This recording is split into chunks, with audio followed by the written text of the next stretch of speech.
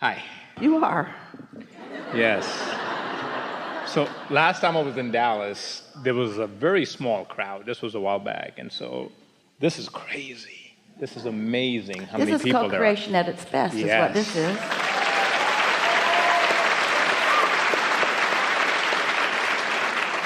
The size of the crowd is irrelevant. Yeah. The readiness of the crowd is what's it. It's amazing. Yeah. It's amazing.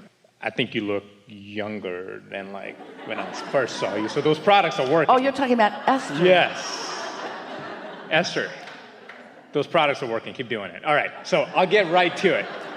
So I wanted to be the first one picked. And then when this beautiful lady went up and I went, oh, she's going to answer or ask a question that's going to lead into mine. And it did. Perfect. And that was segment intending. I recently started doing this, segment intending. Then I heard recording that Esther's doing it. And I'm carrying this book around with me and I'm just writing it down. I'm not doing it at the intent or extent that Esther is doing it. That's a little bit hard for me to do every moment. Well, you can do it in your mind. Yes. And that's almost as powerful. So the clarity that I wanted was, maybe this will help everybody. So you said the law of deliberate creation. Does that run into the law of segment intending? Is that it piggybacks? Really, in those early days, as Esther was receiving us, there's only one law, and that's the law of attraction. Deliberate creation is a powerful intent, more like the process of deliberate creation. The law of allowing is really more like the art of allowing, and segment intending, again, is a process. So I started about a few days ago. I just started writing stuff down just to appreciate, just for no reason, just to appreciate. It's weird. It's just like, and I've been doing this for a while, and it feels like I'm back to when I first learned about Abraham, and everything was just clicking. And all of a sudden I'm going, why is it lining up like that? I'm not even really focused on bringing something to me. I'm just appreciating and writing it down. I don't get it. Like, why putting it on a piece of paper? Why is it making it so real? Well, here's the thing. You already did the asking, so that part's done. And the source already answered it, so it's really done. So anything that you're doing that helps you to calibrate more consistently. So what's happening with you is that it's the consistency of it. When you say, I want it, but, that's not very consistent. When you say, I like this, but this, that's not very consistent. But the more consistent you are about focusing upon what you desire, meaning the less resistance you add to the equation, then the more momentum you allow. And the more momentum you allow, then the more powerful it is. So these thoughts, like today, there's a lot of traffic, a lot of road construction going on in Dallas, everywhere. I'm sure everybody experiences it. So I'm driving here this morning, and it said 50 miles an hour work zone, right? I don't know why. I'd never drive 50 miles an hour. I decided, you know what? I'm going to follow that sign and just drive 50 miles an hour because there were workers present.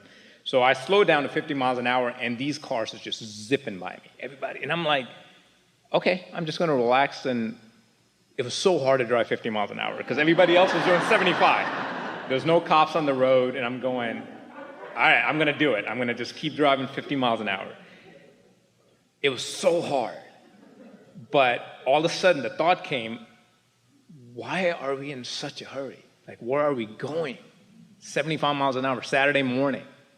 And I don't think I would have thought that if I wasn't, like, writing stuff down, because I think it's just slowing me down to just appreciate what's around me. Well, we like your story, but we want to say a few things about it. Okay. And around it, and above it. The most significant thing that we want to say to you is that as humans, it is so normal to evaluate your progress through the physics of your physical world as you know them to be, through what you know as gravity and inertia and speed and momentum and those sorts of things.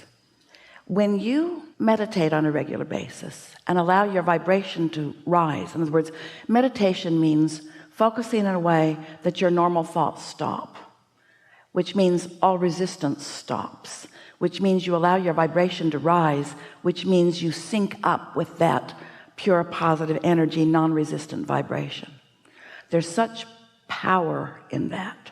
So when you allow yourself to connect with that source energy, now while you're moving around with the people in your world who are competing with their trying to edge each other out, and we don't want to be disrespectful, but the mundaneness of approaching life in a physical way, and you allow the non-physical energies to orchestrate for you on your behalf, that's when you begin to discover the true speed, the true clarity, the true cooperative components of this universe. Esther remembers when she was a kid living at home in her little town, and her school were only a few blocks away, and she walked everywhere, sometimes on a bicycle, but usually walking. And she can remember that feeling of just not being able to walk fast enough, and she couldn't really run in her snow boots with her books and such, so she was just plodding and just wishing that there was some way that she could just move faster. And we get that in your physical world you want to move faster, but that's because very rarely do you connect with this energy that creates worlds and allow it to work on your behalf. And when you start doing that, so that you're there for the rendezvous with the moment rather than slogging along trying to make everything go. This is a scanty analogy, but it's like when you get into your vehicle, you don't get under the hood and work with the pistons. There probably aren't even any pistons there anymore, or the belts and pulleys. You sit in the car and you let the car do the performance, and you just direct it where you want to go. And that's what we want you to do with this energy. We want you to let life point out to you what you want, and then we want you to trust that source energy has rounded up all the cooperative components. And then we want all of your work to be about chilling, about finding the clarity, about finding the sincere emotions that feel like security and well-being and liveliness and eagerness and love and appreciation.